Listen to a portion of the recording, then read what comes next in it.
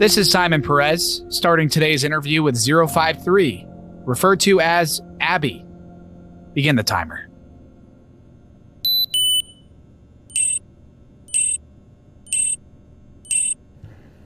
Hi, Abby. I'm Simon.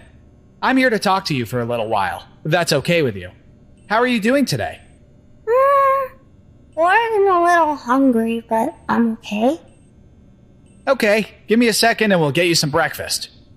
Hey, Joe, can you check and see where 053's breakfast is? She says she's hungry. Patience, buddy, patience. It's almost ready. I'll bring it down to her in a few minutes. Thanks. You hear that? Your food will be here soon. Thank you. So, Abby, the reason I'm here today is to ask about what happened before you came to the Foundation. I'm sure Dr. Bright asked you about it already, but I understand why you wouldn't want to talk to him about it. Was that the scary man with the beard? I didn't like him. Yeah, most of us don't like him, if I'm being honest with you. Anyway, that's why I'm here now. So, why don't we start with your parents? What do you remember about them? My daddy was kind of mean. He didn't want to talk to me or look at me. He's the one who made me see all those doctors. Yeah. In your file, it says that your dad was the first one who noticed that you were different from other kids. I heard him talking to Mommy about me a lot. He was always mad. What about your mom? Was she angry with you too? No, she would pat my hair and say it wasn't my fault. I don't know what I did to make Daddy so mad, but Mommy made it feel better. That's nice of her. You know, I have a daughter who's close to your age. Sometimes I get frustrated with her too, but her mother always calms me down. Mommy couldn't always calm Daddy down. He hit her sometimes. Yeah. We have on record that your dad became violent towards your mom in the days leading up to... Well, you must remember what happened. Not really. Let's try to trace that memory, okay? What we know is that he became violent and tried to hurt you, but your mom protected you. Is that right? Yeah, he hurt her and then he tried to hurt me. Do you know why? He didn't like me. Nobody does. No, don't say that. Parents can become angry with their kids, but that doesn't mean they don't love them. Daddy hated me. He wished I was never born. He told me he was gonna kill me. I see. What happened when he tried to hurt you, Abby? Mommy tried to save me, but he was too strong for her. Then, when he started to hurt me, he fell down. Okay, that helps us a little bit. We guess that your mother's death was due to an attack by your father. The official record says he died of a heart attack. This has happened many times since then, hasn't it? With doctors and other people who tried to take care of you. Yeah, they always call me bad names before they try to hurt me. Everybody hates me. What's up, Simon? I got the grub for the kid. She has a name and number, Joe. But go ahead. You know, you call her by her name too much, you're gonna get attached. That's how all the problems start with these humanoid ones. She is a human. She just got some bad luck.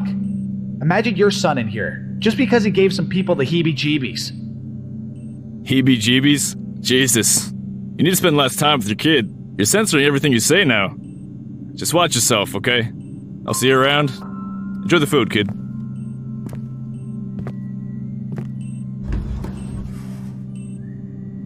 This is an important part of the conversation, Abby. Did you feel mad at your dad before he attacked you? A little bit.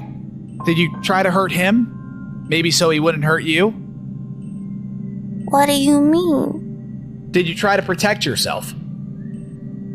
Did you ever try to hurt anyone else who was mean to you? No. Abby, every time someone's tried to hurt you, they've had a heart attack or seizure. Then they died. We're just trying to figure out if you're doing it on purpose or to protect yourself. We wouldn't be upset. In fact, I wouldn't blame you at all. Everyone wants to protect themselves. If anyone attacked me, I would do whatever I could to save myself, even if it meant hurting someone else. Wait, what are you drawing?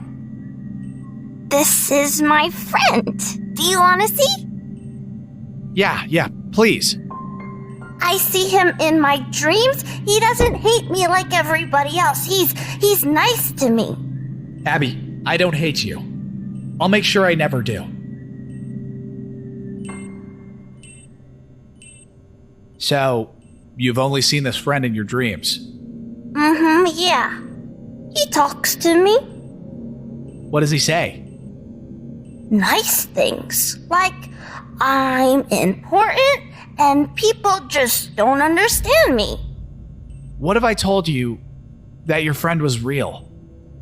He's called SCP-682. He said his name is Atanti. Well, he might have a name we don't know. He doesn't talk to us very much. He talks to me. He says it's because I'm different, but in a good way. Not like how everyone else thinks I'm different. Has he told you anything about himself? He's really old, like me. What do you mean? Atanti said I'm hundreds of years old. I don't understand. He tells me stories about what we did before we went on adventures together. He said we had other friends who weren't mad at me or scared of me. That's nice. What did he say you did together? We made a new world. What do you mean? How? We were really strong, and so were our other friends. He says he's waiting for me to be strong again. He's waiting in real life? I don't know what you're saying, Abby, but this all sounds very strange. He said not to tell people about it because they wouldn't understand. If he's really speaking to you through your dreams, this is something we shouldn't ignore. You don't have to worry. Nothing bad'll happen. Your idea of what's bad is very different from ours. You're not disturbed by what happened to your parents and everyone else who's died around you. I think that's the biggest takeaway from this session. Don't go! Everybody always leaves me! I need to set this information up the flagpole. It's not what I thought I'd learn about today, but this seems much more pressing than where you came from or how your powers work. I don't want to wait for Atanti. I want a friend now! We don't really do friends here, Abby. I think Joe was right. You belong on that side of the glass, and I belong on this side. But if you were my friend, you could come with us when he takes me away. What? He's going to save me. We're going to have more big adventures together. Adventures like what, Abby? I need you to tell me. He's my steed. We're going to change the world again when we find our other friends. Just be direct with me. What are you going to do? Who else is involved? They went ahead of us, Atanti told me. They escaped, but we got caught here. He said my soul needed a new body. And once I'm strong enough, he'll come find me, and then we'll catch up with them.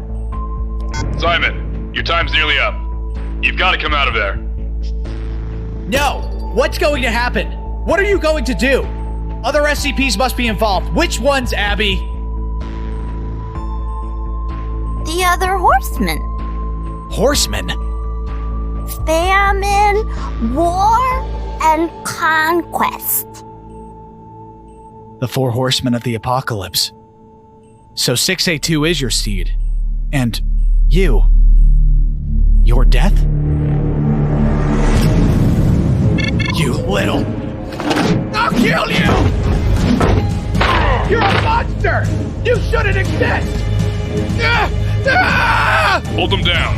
We need to get him out of here. Quickly! Get off of me! You evil creature!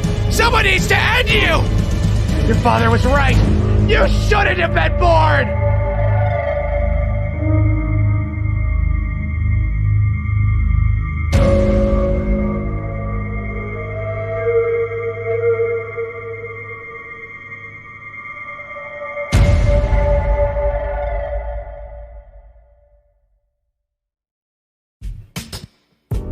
Thanks for watching our video.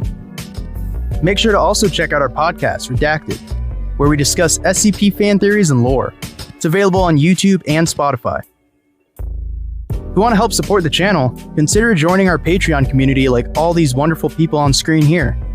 Our videos would not be possible without their continued donations. And, speaking of donations, these Patreons on screen are our highest backers this week. Martin, Ryo, Blake, Hector Cruz, Armic25, Vladimir, Pumpkin Pyromaniac, Overlord Reaper, Scorpion, Keel Sengeli, and Catalyst Caspartles. Thank you all so much. Last but not least, we also have an SCP merch store filled with all kinds of cool SCP-related gear and apparel. You can find links to all these things down in the description below. Thanks again for watching, and we'll see you all next week.